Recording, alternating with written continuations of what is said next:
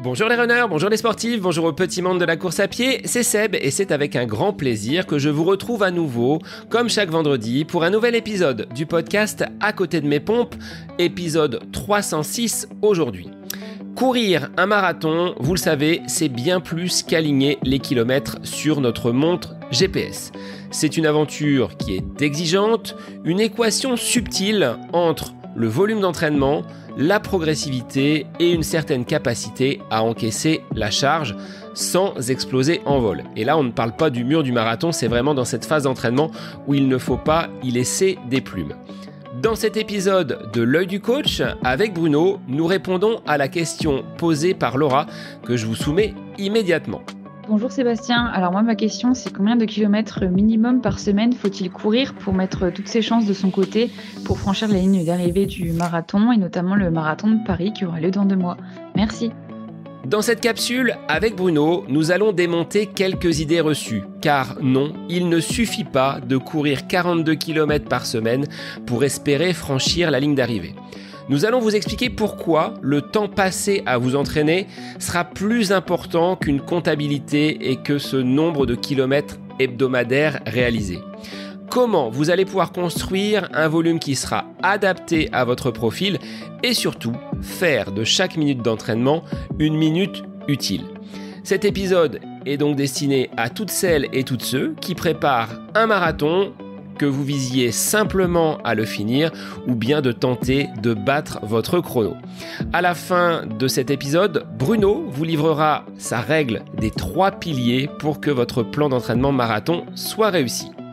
Sans plus attendre, je vous laisse profiter de mon échange avec Bruno dans cette capsule L'œil du coach. Combien de kilomètres dois-je parcourir chaque semaine à l'entraînement pour espérer bien finir mon marathon? C'est le nouvel épisode du podcast À côté de mes pompes pour lequel je vous souhaite une très belle écoute. Bonjour Bruno, on se retrouve pour une capsule L'œil du coach aujourd'hui et nous allons tenter de répondre à la question de Laura qui est une question que d'autres coureurs doivent se poser à propos du volume d'entraînement et plus spécifiquement sur le marathon. Quel volume d'entraînement va-t-on devoir apporter à son entraînement pour pouvoir aller jusqu'au bout dans un premier temps et peut-être bien vivre cette épreuve qui est une épreuve reine malgré le fait que beaucoup de personnes se lancent aujourd'hui sur cette distance. Sois le bienvenu Bruno et c'est toujours un plaisir d'échanger avec toi. Salut Seb, bah oui, plaisir partagé comme toujours de se retrouver pour parler sur des sujets qui passionnent les sportifs, les coureurs et tous ceux qui nous écoutent sur cette capsule. Alors cette question du volume d'entraînement, de ce nombre de kilomètres à parcourir chaque semaine, est-ce que c'est une variable, une métrique à laquelle tu accordes beaucoup d'importance? Alors non, pas vraiment. J'avoue que c'est pas quelque chose qui me guide quand j'élabore un programme d'entraînement parce que pour moi, le nombre de kilomètres ne veut pas dire grand-chose. Et donc, je suis souvent incapable, quand je construis un programme d'entraînement, de dire à la personne, et parfois les personnes me demandent, je suis incapable de dire combien de kilomètres ça va produire, puisque quand je construis un programme d'entraînement, je le construis en durée. Donc, la personne va s'entraîner 3 fois 1 heure, 4 fois 1 heure, 5 fois 1 heure, peu importe, les exemples ne sont pas très importants. Mais derrière, ce que ça va générer comme kilomètres, je ne le sais pas, parce que quelqu'un qui va courir 10 kilomètres en 1 heure et quelqu'un qui va courir 15 kilomètres en 1 heure, forcément, le coureur aura réalisé, le même temps d'entraînement, mais au bout du compte, le volume et le kilométrage ne sera pas le même. Donc, c'est pas une donnée qui me guide et qui va construire le programme d'entraînement. Je ne vais pas dire, comme j'entends parfois, pour faire un 100 km, il faut courir 100 km par semaine. Alors peut-être que des gens disent que pour courir un marathon, il faut courir 42 km par semaine. Je ne sais pas. En tout cas, moi, c'est pas quelque chose qui va influencer la construction des programmes. Pour toi, le volume peut être au-delà des kilomètres. Tu l'as dit, c'est le nombre d'heures, le nombre de séances. Il y a peut-être une autre vision de ce qu'est le volume et pas seulement par les kilomètres parcourus. C'est ça. Pour moi, le volume, le bon volume d'entraînement, puisque bien évidemment, c'est une question qui revient très très souvent. Est-ce que ce sera suffisant si je fais 1, 2, 3, 4, 5 entraînements? Les gens se posent la question et c'est logique. Et ceux qui nous écoutent se posent la question aussi. C'est normal de se poser la question de savoir quel sera l'entraînement suffisant et nécessaire pour que je puisse boucler mon marathon. Et moi, je réponds toujours par une pirouette parce que j'aime bien aussi cette façon de procéder, que le bon volume d'entraînement, c'est celui que chacun et chacune est en mesure d'assimiler de manière hebdomadaire. Donc moi, je ne vais pas dire à quelqu'un qui ne peut pas libérer plus que 3 entraînements d'1 heure dans la semaine, ou qui va libérer 2 fois 1 heure plus le week-end un peu plus de temps. Je ne vais pas lui dire non, c'est pas comme ça qu'il faut faire. Il faut s'entraîner 4 fois. Non, il faut s'entraîner 5 fois. Ça n'a aucun sens parce que la charge supplémentaire de cet entraînement ne sera pas bénéfique parce que ça ne va pas rentrer dans le cadre des disponibilités de l'athlète. Donc pour moi, ce qui est la base, c'est combien de temps avez-vous de disponible, et en fonction de ça, le volume sera celui qui sera le plus approprié en fonction du temps dont vous disposez. Alors c'est vrai qu'il faut tenir compte à la fois de l'expérience, puisqu'entre un coureur débutant et un coureur confirmé, on n'aura peut-être pas les mêmes besoins au niveau de l'entraînement. Également l'objectif, est-ce que la personne souhaite être finisher ou réaliser un chrono? Et tu l'as dit, ce temps disponible avec les contraintes professionnelles, personnelles, et puis peut-être avoir un œil sur la fatigue, sur de potentielles blessures. Tout ça, tu l'analyses quand tu as une personne qui vient à toi pour un plan d'entraînement. Ça fait partie des critères, des prérequis pour que tu puisses bien construire derrière avec cette personne un plan d'entraînement cohérent. Voilà, c'est ça. On va partir de ce qu'elle sait faire, de ce qu'elle pratique déjà l'entraînement. Est-ce qu'elle s'entraîne 2 fois, 3 fois, 4 fois, 5 fois? Et en fonction de ça, l'idée, bien entendu, c'est d'aller vers le plus gros volume possible. Il faut pas se mentir, plus le volume sera important et plus la chance de réussir sera grande. Donc, mais ça doit rester dans les limites de ce que le coureur peut accepter physiologiquement, mais aussi d'un point de vue de ses contraintes familiales et professionnelles. Si partir à l'entraînement, c'est une contrainte, on part avec le stress, la pression, on n'est même pas parti qu'on a déjà envie de revenir, c'est pas les séances d'entraînement qui seront bénéfiques. Donc il vaut mieux ne pas faire cette séance-là plutôt que de faire une séance dans la contrainte, dans le stress, dans le bruit, dans tout ce que la vie nous impose et nous contraint, parce que la plupart des gens ne sont pas des professionnels. Qu'est-ce qu'on peut répondre quand une personne vient nous demander si son volume est suffisant? Comment on peut juger que le volume va être suffisant? Et là, c'était le prisme des kilomètres par rapport à cette question de Laura. Alors, il faut pas non plus mentir aux gens. Tu as raison, Seb, il faut leur expliquer les choses. Moi, par exemple, sur un marathon, j'applique la règle, ma règle des 4/5e, c'est-à-dire que la sortie la plus longue doit correspondre aux 4/5e de l'objectif que vous vous fixez. Vous fixez un objectif de 5 heures, votre sortie la plus longue doit être de 4 heures. Donc, quelqu'un qui se lance sur son premier marathon, je lui explique que déjà, il va falloir prendre en compte cette notion de sortie longue qui, pour moi, est vraiment la base, le fondement de la préparation marathon. Donc, peut-être qu'avant de lui parler de volume, je vais dire, est-ce que vous êtes prêt 3 semaines avant la date de votre objectif, de disposer ou de vous investir sur une sortie qui sera équivalente au 4/5e de votre objectif. Et après, on fait un rétro-planning, on va revenir en arrière pour que progressivement, semaine après semaine, elle soit en mesure. Parce que quand on dit à quelqu'un qui doit faire une sortie longue de 4 heures, alors qu'il vient d'un semi-marathon, qu'il a jamais couru plus de peut-être 2 heures ou 2h15, il va tomber en arrière sur sa chaise. Ça fait peur, et c'est normal. Mais très vite, il faut lui expliquer que le corps humain est capable de faire ça. Donc voilà. Donc déjà en termes de volume, il y a cette sortie longue qui va être un peu la clé qui va articuler un peu toute la préparation, et puis voir comment on organise les 2 autres sorties dans la semaine. Pratiquement tout le monde a du temps dans un week-end pour caser une sortie très très longue. Donc ça va être déjà une grosse partie du volume d'entraînement. Et puis derrière, est-ce qu'on rajoute 1 séance, 2 séances? Est-ce qu'on rajoute 3 séances? Comment on va organiser la semaine pour pouvoir mettre les autres séances clés? La sortie longue, c'est la sortie qui n'est pas... on va revenir sur un sujet sur lequel on est souvent en train de parler. Ça nous fait sourire, l'endurance fondamentale. La sortie longue au marathon, c'est pas de l'endurance fondamentale, c'est une sortie avec une grosse partie de la séance à allure spécifique. Donc ça, c'est la séance clé. S'il y en a qu'une, c'est vraiment celle-là qu'il faut soigner. Puis après, si on peut mettre des séances de MA, si on peut mettre des séances un peu plus qualitatives, des footings, on va construire le plan de cette manière-là. Alors sur ces 4/5e, pourquoi cette jauge? Est-ce que tu as expérimenté avec ta carrière, ton passif d'athlète de haut niveau, les bénéfices d'aller jusqu'à 4/5e et pas au-delà? On va dire qu'on ne court pas un marathon à l'entraînement pour avoir cette répétition. Est-ce que tu trouves parfois que les plans d'entraînement vont peut-être pas assez loin dans cette sortie longue? 4/5e, on se rapproche finalement d'un volume qui est important et qui reproduit quand même une bonne majeure partie de la course. Voilà, c'est ça. C'est ça.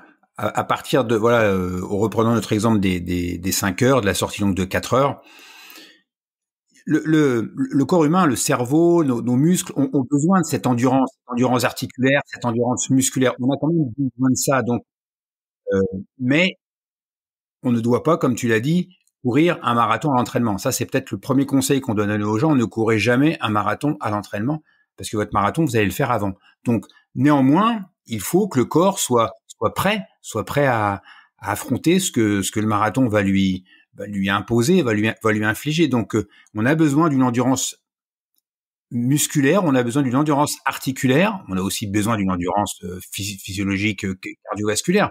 Mais on oublie aussi cette notion d'endurance articulaire, musculaire. Nos tendons, nos ligaments, si on ne les habitue pas à courir longtemps, ils vont se plaindre, ils vont pas être contents, ils vont pas être d'accord. Donc c'est aussi pour ça que souvent quand on parle du mur du marathon à partir du 25e, ce mur du marathon n'existe pas. Ce mur du marathon, c'est pas le vrai mur du marathon du coureur qui court à 2h, 2h05 et qui tombe en panne de glucides. Le mur, ce qui va poser problème souvent aux coureurs, c'est les crampes, les douleurs musculaires, l'incapacité du corps à courir au-delà de ce qu'il a l'habitude de faire, tout simplement. C'est pas très compliqué. Donc cette sortie longue des 4/5e, c'est suffisant, ni trop, ni pas assez. Alors j'y suis arrivé après, effectivement, pas mal de tests, pas mal de recoupage sur justement différents niveaux, parce que c'est une règle qui s'applique à tous. Un coureur de marathon de très très haut niveau qui fait 2h05, 2h10, les 4/5e, je sais pas, j'ai pas ça en tête, mais c'est 1h40, 1h45 maximum. C'est pas la peine non plus, parce que s'il fait 2 heures, il va quasiment faire 40 km à l'entraînement. Alors certains le font, hein. Moi je leur recommande pas de le faire, mais voilà. Donc la règle des 4/5e, on est grosso modo entre 30 et 35 km à peu près, quel que soit le niveau du coureur, et c'est largement suffisant.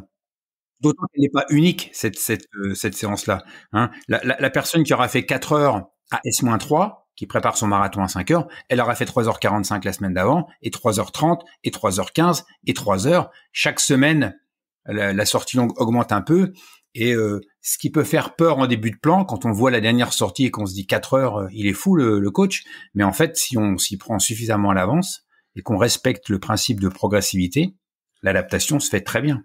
Est-ce que ça nécessite justement, Bruno, un travail dans une préparation générale en amont du plan spécifique pour le marathon pour que la personne soit en mesure d'encaisser cette évolution progressive, cette augmentation de la durée de la séance longue et plus généralement du volume? Parce que partir aujourd'hui et se dire dans 12 semaines, je serai marathonien, s'il n'y a pas un passif et une expérience de course, ça peut être un petit peu compliqué, voire dangereux. Exactement. Et surtout dans cet exemple que je mets en avant, cette sortie longue de 4 heures, si on décide de se lancer dans une préparation marathon sur 10 semaines ou sur 12 semaines, et qu'on fait ce rétro-planning, on va s'apercevoir que les sorties longues sont déjà très longues, même 10 semaines avant. Donc si on veut commencer avec quelqu'un qui n'a pas l'habitude de faire de sorties trop longues, 1h15, 1h30, 1h45, on a besoin d'un certain nombre de semaines. Donc oui, la préparation générale, elle va aider justement à ce que quand on démarrera la préparation spécifique, le coureur soit déjà en mesure de faire des sorties peut-être de 2 heures sans que ça lui pose trop de difficultés. Et donc, il y a vraiment, dans ce cas-là, une préparation à faire en amont. Alors qu'un coureur qui fait, on va parler de notre ami Nicolas, qui est un peu toujours celui qu'on cite en exemple parce qu'on le connaît bien tous les deux, pour une sortie, pour un objectif qui lui se situe aux alentours de 2h45, il n'a pas besoin de commencer des sorties longues 12 semaines avant, parce que sa sortie la plus longue, 2h45, je l'ai pas en tête non plus les 4/5e, mais on doit être aux alentours de 2h, 2h05, peut-être 2h10 grand maximum.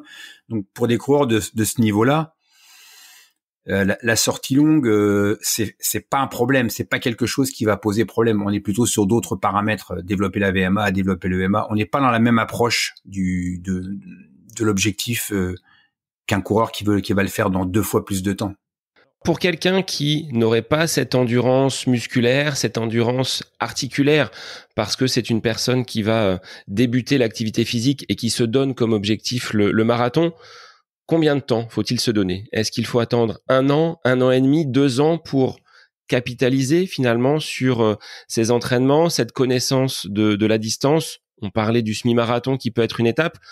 Alors, on sait qu'il y a certains profils de coureurs qui vont être en dehors des clous, du moins de ce qu'on pourrait entendre comme progressivité, qui vont attaquer directement par le marathon.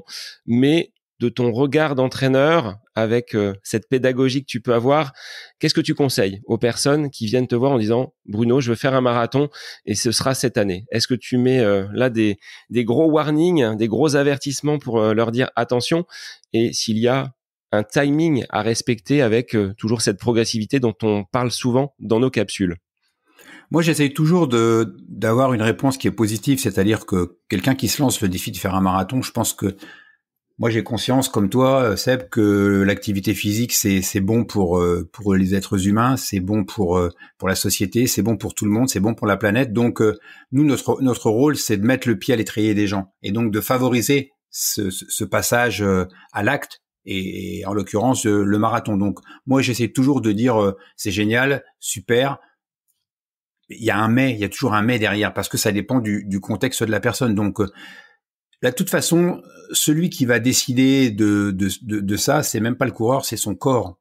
Donc des gens sont, comme tu l'as dit, capables d'aller très vite et de faire des marathons très rapidement. Après, on sait jamais comment ça va se passer dans les années suivantes. Il y a des gens qui vont très vite, mais qui aussi brûlent la chandelle par les 2 bouts et puis se blessent. Et au bout de quelques années, on les voit disparaître. Donc, il y a pas de cas unique. En fait, c'est le corps humain, c'est son propre corps qui va dicter la vitesse à laquelle on va avancer. Et quelqu'un qui se fixe l'objectif de faire un marathon, bien sûr que s'il part d'un 10 km et qu'il veut le faire au bout de 6 mois, je vais lui expliquer que peut-être qu'on va brûler des étapes et qu'il va falloir être prudent. Mais dans tous les cas, on essaye, on met le processus en route et puis on verra bien ce que ça donne en cours de route. Si dès le début, on fixe bien le cadre en lui disant « Ok, on essaye, mais c'est pas sûr que ça fonctionne », je pense qu'il y aura pas de surprise. Mais le corps humain, moi j'aime bien rappeler ça, est quand même capable de choses extraordinaires et je pense que les gens qui nous écoutent doivent entendre ce message qu'ils sont loin de s'imaginer ce qu'ils sont capables de faire et que le corps humain a des capacités d'adaptation extraordinaires, toujours à condition de lui laisser le temps et d'être très progressif. De mon expérience personnelle, si modeste sur marathon, puisque ça remonte à ce marathon pour tous il y a 1 an et j'en ai jamais fait d'autres et je me suis pas donné pour l'année 2025-2026 d'objectifs sur marathon, mais j'ai pu constater que le volume d'entraînement était peut-être pas suffisant par rapport à cette endurance musculaire, endurance articulaire et j'ai dû monter au maximum à 80 km pour la préparation.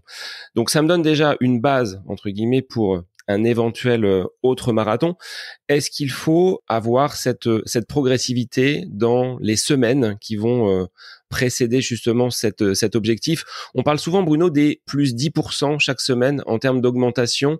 Tu vas me dire, moi je fonctionne pas comme ça parce que tu es plus attaché au temps qu'au kilomètre, mais est-ce que ça peut être un ordre d'idée, même toi, sur les sorties longues, plus 10%, est-ce que ça colle à peu près à ce que tu mets en avant pour les coureurs que tu accompagnes?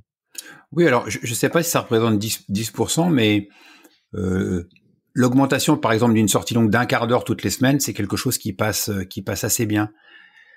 Si on augmente moins et qu'on est plus progressif, 1h10 par exemple, de 10 minutes, on va avoir besoin de beaucoup plus de temps. Et puis au-delà, 20 minutes par exemple, sur 1 heure, je trouve que ça commence à faire beaucoup. Et là encore, tout dépend à qui on s'adresse. Si on s'adresse à un coureur qui est aguerri, qui est habitué, l'augmentation peut se faire un peu plus vite. Si on est en face de quelqu'un qui est débutant, qui n'a pas une grosse expérience de la course à pied, il vaut mieux y aller progressivement. Donc 10 minutes ou 15 minutes sur 1 heure, on est à peu près dans cette fourchette-là. Et après, je comprends les craintes, notamment par rapport à cette question posée par Laura, de se dire, j'en ai peut-être pas fait suffisamment à l'entraînement, mon volume n'est pas suffisant pour que je puisse atteindre la ligne d'arrivée. Comment on peut rassurer les auditeurs, les auditrices qui vont se lancer dans un tel défi pour les prochains mois et les aider à évaluer ce volume comme étant suffisant pour franchir la ligne d'arrivée? C'est compliqué parce que chaque personne est différente et on peut pas dire voilà le bon volume c'est celui-là, puisque moi ma réponse c'est le bon volume c'est celui qui correspond aux moyens dont vous disposez. Alors peut-être que avec la motivation, peut-être qu'avec le fait que le marathon approche et qu'on va se mettre en préparation marathon, peut-être que là, et c'est souvent le cas aussi, des gens trouvent des petits créneaux, trouvent des moments, parce que l'être humain n'aime pas le changement, on a nos habitudes, on s'entraîne 3 fois, on s'entraîne 4 fois et on a l'impression que on n'arrivera jamais à trouver un créneau supplémentaire. Et puis avec la motivation, avec l'envie, on s'aperçoit aussi souvent que des gens arrivent à trouver des petites plages d'entraînement supplémentaires. Donc ça permet aussi de mieux couvrir les besoins et d'avoir un volume qui soit plus important et qui soit plus suffisant. Mais néanmoins, quelqu'un qui avait l'habitude de s'entraîner 3 ou 4 heures par semaine, même si d'un seul coup il se met à se dire voilà, je suis motivé, je veux faire un gros volume d'entraînement, le bon volume ce sera pas celui qui sera 2 fois plus important que celui qu'il faisait avant. Même si 2 fois plus d'entraînement, ça lui permettrait certainement de réussir son marathon plus facilement. Le corps humain, son corps, ses tendons, ses ligaments ne supportera pas cette augmentation de la charge d'entraînement. Donc on est quand même aussi contraint quand on définit le volume d'entraînement. On est quand même contraint par ce que la personne fait avant. Seb, t'es prof, je l'ai été longtemps. On part toujours d'une évaluation et on part toujours, la feuille blanche qu'on va écrire, c'est où est-ce qu'on en est, où est-ce que vous en êtes. Vous vous entraînez 3 heures, vous vous entraînez 4 heures. On va pas vous demander la semaine suivante de vous entraîner 7 ou 8 heures. Donc on est obligé, selon moi, mais c'est une obligation qui est normale et logique, on était obligé de faire une évaluation et de partir. Moi, je pars toujours de ce que la personne fait, de ce qu'elle sait faire, et on va essayer de tendre vers ce qu'il serait le mieux possible. Mais on est contraint. Et une fois encore, durant ce voyage, durant de là où on part pour là où on souhaite arriver, c'est toujours la mécanique, la voiture, le corps, le moteur, c'est le coureur en fait qui va décider. C'est son corps qui va décider. C'est pas le coach qui est là en disant tiens. C'est facile de prendre une feuille de papier et de dire on va mettre 6 entraînements par semaine et tu vas faire ça et ça. Ça, c'est facile. Mais après, la réalisation, c'est autre chose. Donc, de copier ce qu'on avait un peu dit dans cette capsule, faut-il s'inspirer ou imiter les champions, de voir des volumes d'entraînement à 200, 230 km par semaine. Il faut peut-être pas se fier à ce type de coureurs qui ont déjà un profil tout autre d'une autre et également une capacité à assimiler ces séances. On n'est pas du tout dans la même cour, là, je dirais, si on prend le parallèle de l'éducation. Exactement. On n'est pas du tout dans la même cour d'école. C'est exactement ça. Et ça me dérange un peu, moi, quand je vois, quand on voit sur les réseaux les entraînements des athlètes de haut niveau qui sont expliqués ou des enchaînements de dingue qui sont expliqués, mais tout est rapporté à un kilométrage. Et une fois encore, je pense qu'on fait fausse route parce que pour ces athlètes-là, courir un semi-marathon, c'est 1 heure, 1h05. Donc forcément, oui. Alors on va dire ah ouais, il a couru un semi-marathon parce que la personne qui se dit ça, peut-être que pour elle, un semi-marathon, c'est 2 heures, 2h15, 2h30 d'effort. Faut pas oublier que pour les athlètes de haut niveau, un semi-marathon, ça reste 1 heure, un 10 km, ça reste 30 minutes. Donc si on raisonne, au lieu d'analyser ce qu'ils font en termes de volume kilométrique, mais si on l'analyse en termes de volume horaire, ça change complètement les choses. Et on a une vision des entraînements, même des athlètes de haut niveau, qui est complètement différente. Si vous dites, Étienne Daguinos, il a fait sa séance de 10 fois 1000 allure semi, et on va se dire, 10 fois 1000 allure semi, mais sauf que pour lui, 10 fois 1000 allure semi, c'est 3 minutes, quoi. Donc c'est 3 minutes. Si on se dit, je vais faire une séance de 8 ou 10 fois 3 minutes, c'est pas la même chose que 10 fois 1000. Parce que 10 fois 1000, ça peut durer 10 fois 4 minutes, 10 fois 5 minutes. c'est pas la même chose du tout. Donc ça, pour moi, c'est vraiment une conception de l'entraînement, une logique qu'il faut avoir et qui permet de percevoir les choses différemment. Et tu associes finalement ce plus de kilomètres, c'est pas forcément signe derrière d'une meilleure performance. Ce que tu disais, quand on avait parlé de l'endurance fondamentale, il faut pas être borné à vouloir borner. Donc, il faut voir les kilomètres utiles que l'on va pouvoir mettre par rapport à nos besoins sur cet entraînement, là spécifiquement pour le marathon. C'est ça. Et réduire l'entraînement à un nombre de kilomètres, voilà, un borné jusqu'à finir par être borné, c'est faire fausse route.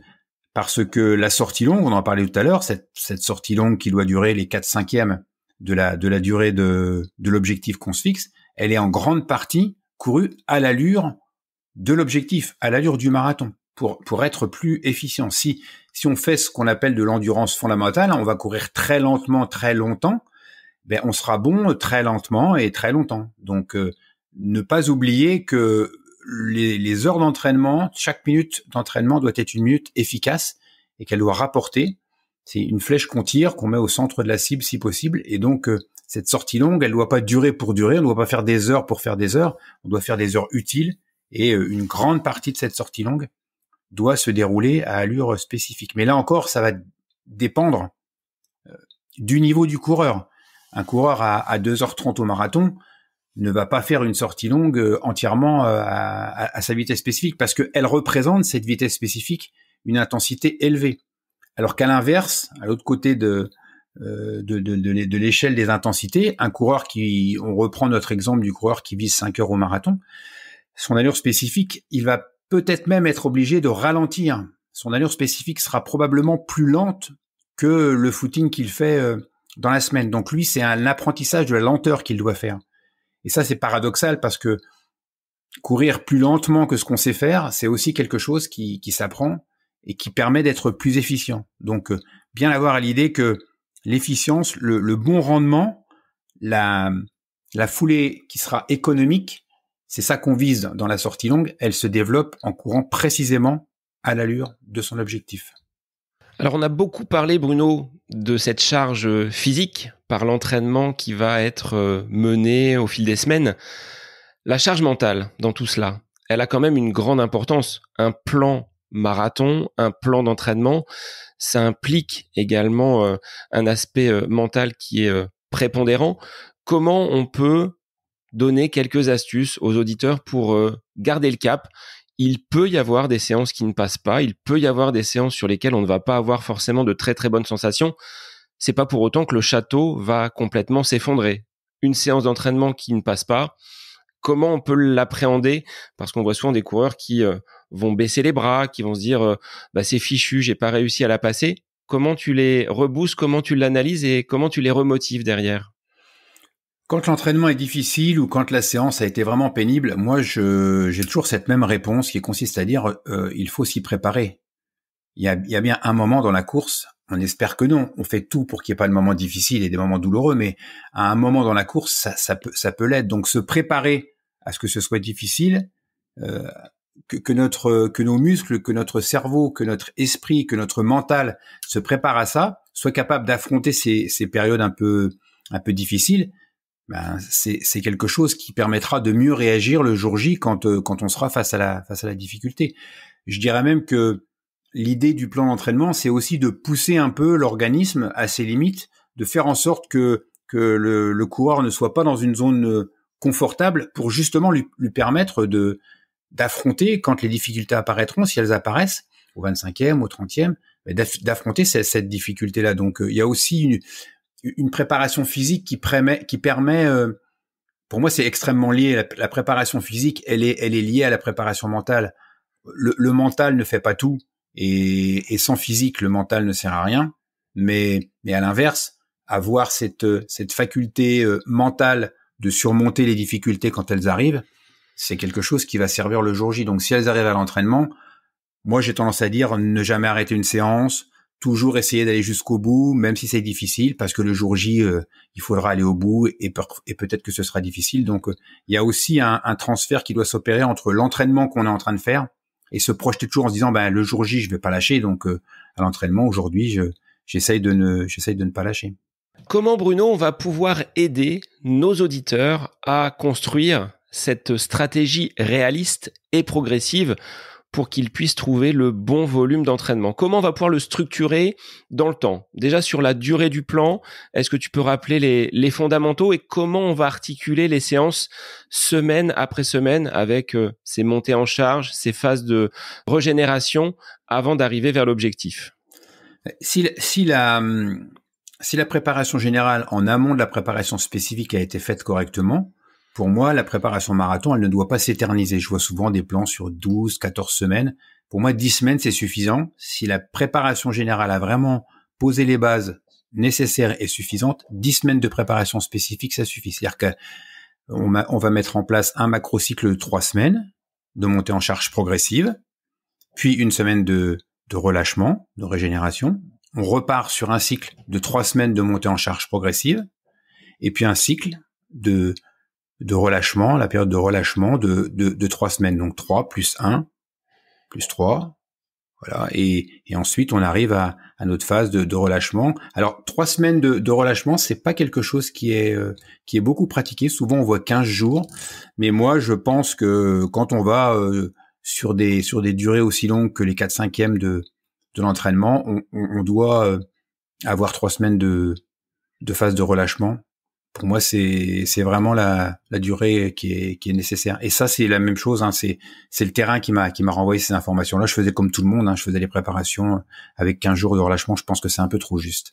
Alors, relâchement, c'est pas qu'on arrête de courir. Est-ce que tu peux rappeler ce qu'est le relâchement pour nos auditeurs? Oui, c'est ça. Alors, la phase de relâchement, hein, quelqu'un qui a fait sa plus grosse semaine, donc 3 semaines avant l'objectif, la semaine suivante, il va faire à peu près 50% du volume de l'entraînement. Donc ça reste quand même une charge d'entraînement qui est conséquente. C'est le volume qui diminue, on va garder plutôt les séances qualitatives. L'intensité ne diminue pas trop, c'est plutôt le volume qui va diminuer. Et puis les 15 derniers jours, on va encore diminuer davantage. Et puis la dernière semaine, on fait pratiquement plus rien. Ça va être 2 entraînements dans la semaine et puis ça suffit. J'aime bien cette idée d'arriver et de prendre le départ de la course avec envie, avec cette motivation, presque cette idée qu'on est en manque de courir. Alors c'est une phase qui est assez particulière parce que souvent on perd un peu ses repères, les sensations sont pas très bonnes, c'est très perturbant, mais c'est très efficace, ça marche. Et quand on arrive le jour J, qu'on a faim, qu'on est motivé, qu'on est en manque de courir, on va vraiment optimiser au maximum tout ce qu'on aura travaillé les semaines précédentes. Et on n'a pas perdu pendant 3 semaines. Faut aussi expliquer ça aux gens qui nous écoutent, c'est que on ne perd pas tout l'entraînement en 15 jours, parce que c'est vraiment les 15 derniers jours qui sont vraiment très, très allégés. On ne perd pas l'entraînement. Et donc, on arrive le jour de la course avec une fraîcheur à la fois physique et mentale, qui permet de prendre le départ dans les meilleures conditions possibles. On a souvent des coureurs qui veulent se rassurer en ajoutant des séances. C'est peut-être là le piège, de conduire le corps jusqu'à une potentielle blessure en voulant en faire trop pour se rassurer. Même si c'est dans une bonne intention au départ, c'est peut-être pas la bonne solution. C'est ça. On a l'impression qu'on va tout perdre, on veut se rassurer, on met une dernière séance, une dernière sortie longue un peu trop près de l'objectif et puis voilà, soit on se blesse, soit on n'a pas récupéré complètement. Alors c'est difficile parce que c'est difficile d'expliquer ça aux coureurs qui légitimement a envie de se rassurer, qui légitimement se dit qu'il va tout perdre. Donc là il y a vraiment nécessité de faire preuve de pédagogie, d'expliquer, de donner du sens pour que le coureur il écoute et qu'il applique à la lettre les conseils qu'on lui donne. Et dans ces séances, qu'est-ce que tu vas mettre? On a parlé de la sortie longue, tu parlais de MA, de footing. Est-ce qu'on garde des petits rappels de VMA quand même, ou est-ce que cette tranche de l'entraînement va disparaître pendant les 10-12 semaines du plan d'entraînement? Là encore, ça dépend vraiment du niveau du coureur. Si on a un Nicolas qui vise de 2h45 au marathon, mais qui aime bien faire des semi-marathons et des 10 km, lui doit garder une séance de VMA par semaine pour entretenir et ne pas perdre cette VMA, puisque dès qu'on est 2 semaines sans la solliciter, elle commence déjà à chuter. Donc, faut savoir que si on stoppe le travail des séances de puissance aérobie, de VMA, on va perdre. Elle va régresser cette VMA, et donc derrière, il va falloir de nouveau la retravailler pour qu'elle monte à nouveau, puisque en fait, elle ne fait que ça. Hein. Cette VMA, cette capacité qu'on a à consommer l'oxygène, elle monte, elle descend en fonction des sollicitations ou des non-sollicitations. Mais quelqu'un qui n'a pas d'objectif de compétition derrière sur des 10 km ou les semi, la VMA n'est vraiment pas la priorité de l'entraînement sur marathon. Et une fois encore, tout va dépendre du nombre de semaines d'entraînement. Donc en fait, quand on s'entraîne 3 ou 4 fois par semaine, peut-être que la VMA doit être pas négligée, mais en tout cas, c'est pas la priorité. Ou on peut en faire une semaine sur 2, par exemple, pour juste entretenir, puisque si on fait une séance tous les 15 jours, on maintient à peu près le niveau qu'on a. Donc, avoir, une fois encore, en fonction du profil du coureur et de son objectif de performance. C'est pour ça que c'est difficile de donner des conseils. Moi, j'aime pas les conseils qui sont des conseils généraux, parce que ces conseils-là s'appliquent à tout le monde, mais ils s'appliquent à personne, en fait. Alors, est-ce qu'on peut quand même, Bruno, donner une trame type pour un coureur qui viendrait à sortir 3 fois par semaine, et puis on va monter jusqu'à 4 ou 5? Qu'est-ce qu'on met pour quelqu'un qui prépare son marathon et qui va avoir 3 créneaux dans sa semaine pour courir? 3 créneaux dans la semaine. Donc, la séance clé la plus importante quand on fait 3 entraînements par semaine, c'est la séance longue, la sortie longue. Donc, moi, typiquement, quelqu'un qui s'entraîne 3 fois par semaine, je vais lui demander s'il est disponible samedi, dimanche, puisque c'est les jours où vraiment on a le plus de temps en général. Ça dépend des métiers, mais en général, c'est les jours où on a le plus de temps. Et là, je mettrai la sortie longue le dimanche, et la veille de la sortie longue, je mettrai une séance de MA, ce qui va donc permettre de travailler l'endurance aérobie. L'endurance aérobie, c'est cette capacité qui permet de courir vite longtemps. Et le fait de la mettre juste avant la sortie longue va permettre de faire cette sortie longue dans des conditions encore plus proches de celles de l'objectif. Parce que pour des gens qui s'entraînent 3 fois par semaine, bien souvent, la performance n'est pas très importante, elle n'est pas très élevée. Donc cette séance allure marathon, elle n'est pas difficile. C'est pas une séance d'une haute intensité. Donc on peut très bien la veille mettre une séance un peu plus qualitative. Ça va potentialiser en fait derrière la sortie longue et la rendre encore plus spécifique. Donc samedi, dimanche, un bloc EMA sortie longue. Donc EMA, je rappelle, hein, entre 80 et 90% de la VMA, mais là on est sur une préparation marathon entre 80 et 85% de la VMA, c'est très bien. Et puis dans la semaine, le mercredi ou en milieu de semaine, on peut mettre un footing, ou on peut mettre, ça va dépendre aussi du profil du coureur, une séance avec du footing et puis un peu de changement d'allure, ce que j'appelle de l'allure 2 ou de l'allure 3, ou peut-être un peu de déroulé. Ce que j'appelle les déroulés, c'est pas vraiment des séances de VMA, mais c'est un peu ce que dans les clubs on appelle les lignes droites, c'est-à-dire qu'on accélère sur 100 mètres, on récupère sur 100 mètres. Donc, en fonction du profil du coureur, cette troisième séance, elle sera soit un simple footing. Ça dépend aussi des contraintes professionnelles. Il y a des gens qui travaillent beaucoup toute la semaine et qui n'arrivent pas à libérer du temps en semaine. Donc, voilà, cette séance-là, elle est vraiment variable en fonction du profil du coureur et de ses contraintes professionnelles et familiales. Alors pour quelqu'un qui pourrait avoir une 4e séance dans la semaine, quelle serait la séance que tu viendrais ajouter? Donc là, pour le coup, on garde notre bloc EMA sortie longue. Là, on met un footing, donc le footing tranquille, ce que j'appelle allure 1, vraiment le footing basique. Et la 4e séance, là, on peut se tourner vers quelque chose d'un peu plus qualitatif. Donc ça peut être une séance de VMA. Si le coureur a l'habitude de le faire, si quelqu'un s'adresse à moi en me disant « je veux préparer un marathon, je le fais 4 fois par semaine, j'ai jamais fait de VMA de ma vie », je lui mets pas de VMA parce que c'est la plus sûre il est quasiment certain qu'il va se blesser. Quelqu'un qui n'a jamais fait de VMA, on va pas lui faire de la VMA pour préparer un marathon. Par contre, quelqu'un qui s'entraîne 4 fois par semaine, qui fait des 10 km, des semi-marathons, qui pratique déjà de la VMA, qui a l'habitude, donc il n'y aura pas de difficulté à lui faire une séance de VMA. Donc 4 séances, une VMA, un footing et le bloc EMA sortie longue. Et on monte à une 5e séance pour un profil de coureur déjà confirmé. On rajoute un footing pour entretenir la machine entre 2 séances de qualité? C'est ça, voilà. 5 fois par semaine, on peut considérer que c'est quelqu'un qui fait du fractionné, qui fait de la VMA. Donc une séance de VMA, une séance de MA, la sortie longue et 2 footings. C'est le canevas, voilà, la répartition des séances pour quelqu'un qui en fait 5 par semaine. Est-ce que tu peux résumer, Bruno, en 3 points, c'est les 3 points de Bruno, cette règle de 3 justement que tu aimes appliquer dans tes plans d'entraînement et dans ta vie de tous les jours?